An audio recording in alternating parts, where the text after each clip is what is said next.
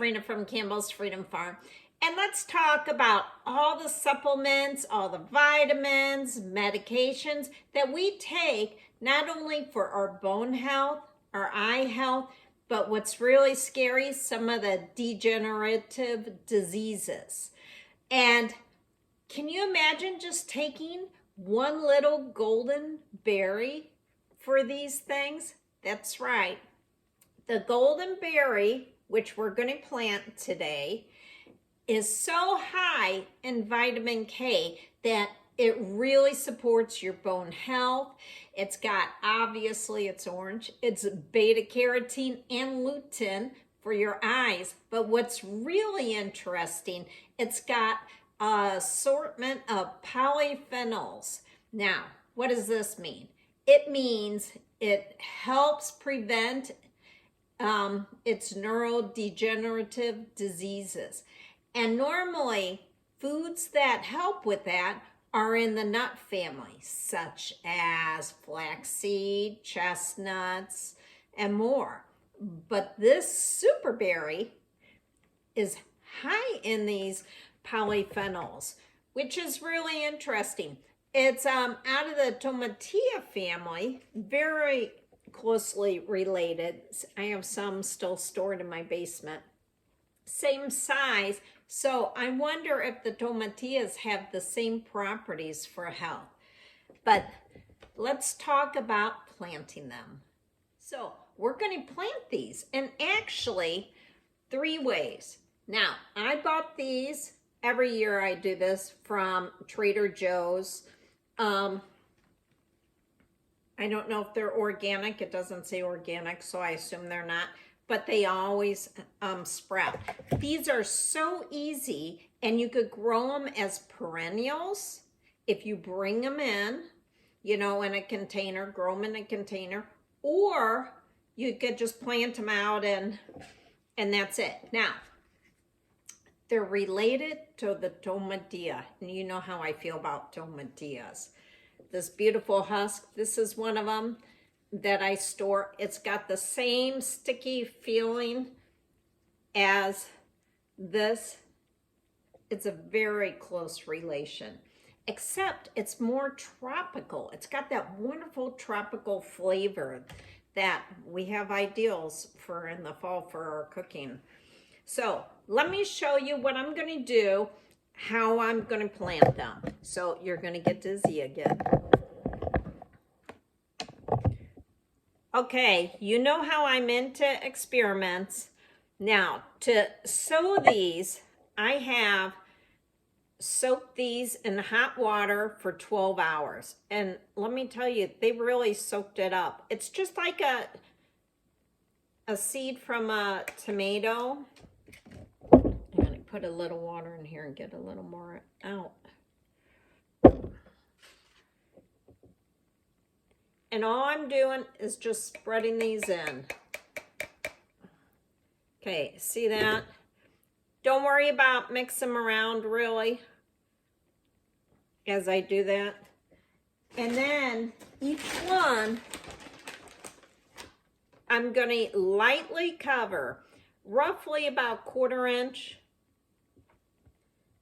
Now, to grow these golden berries, they need warmth. I mean, really warm conditions to germinate. So at least 75 to 90 degrees. So your heat register would be really great. But to get a jump start, I have some hot water that will get it going. And then I cover it. Okay, the next one, because these seeds take a while to germinate, actually it could take at least 2 weeks. I put these in a mixture of half peroxide and half water. I wanted to see if that would help break the seal of the seed. So again, these are in here. I'm covering it with a seed starting mixture. Hot water, which will get them germinating, also settle the water or the soil down. Now, The next one, I haven't done anything with.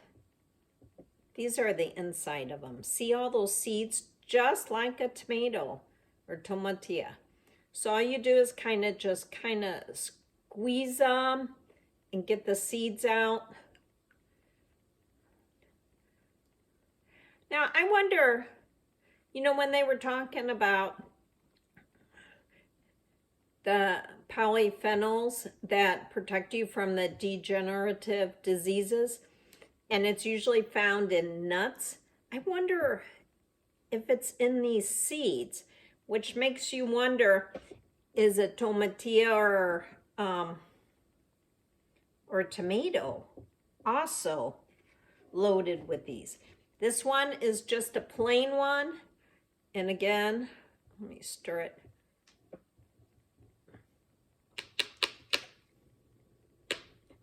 And that's it. So, let me cover this up.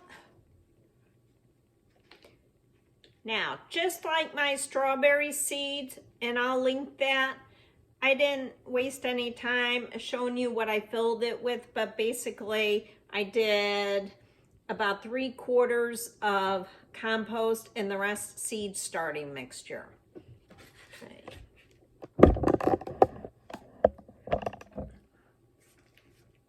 Okay.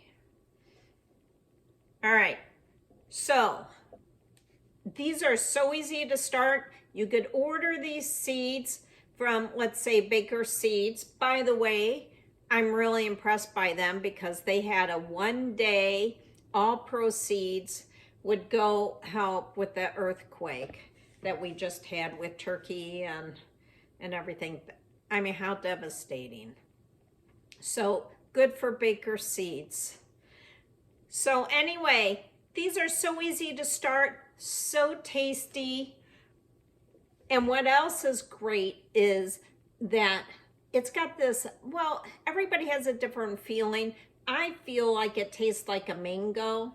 A lot of people think it's more kind of like a pineapple or a fruit like that, which is perfect because when we harvest these, we're gonna make some salsa. You know how I feel about my salsas, especially my tomatillo salsa verde.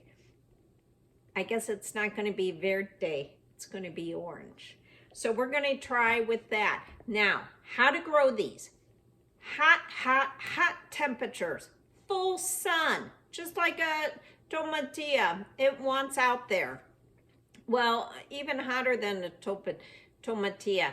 It's a tropical plant. And so it's okay without a lot of rich soil, but it would help, but it needs a large space. So it could go up to 5 foot. I've heard of some with 6 foot. It's all over the board. Now, what's great about these is I still am having these and using them from my basement. I store them in there in the husk. This has a husk of, let's say, what was it? 45 days.